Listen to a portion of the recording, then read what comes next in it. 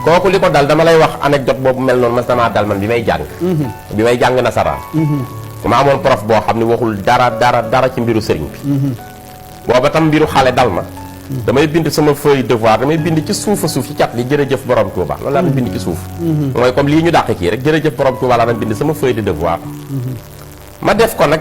notes yi génn man ma ëppale ci classe bi boobu sax defe naa man doo nga am moyenne ak beneen nit ñun ñaar prof bi mere ma ci loolu dikk ba ci sama feuille mu corrigé ko ni ma élève bu mën a jàng nga mais nag xaw ma woon ni nii nga conwee waxi dof yi nga bind ci sa feuille bi lu tax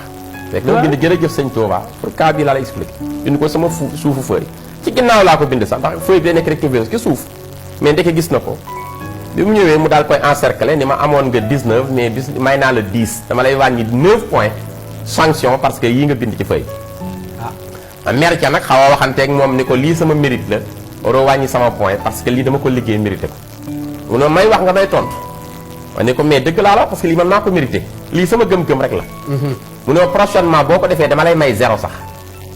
ma ne kon bee woo nga may ma 0 waaye ba école bii tëj maay ëppale sa matière waaye dama ko defoon sëñ Tuubaa defal ma ci sutura ñu defaat devoir ma ñëw am 20 mu ne ma la nga waxoon def nga ko waaye léegi man tam mayaat naa la 0 ndax dangaa bind li nga bindoon may na ma 0 malgré loolu lépp mu def bi composition ñëwee ma raw sama classe moom mu jàpp loola ma jàpp loola ba yàlla dogal tàggale ñu ma nekk ci yeneen classe di jàng dem naa ba nekk professeur dem naa ba benn jamono ma toog di waaraate ci tànt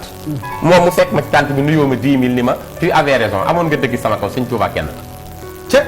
sëñ Hamidou keroog dama daanu jël comme ñëpp daanu yuuxu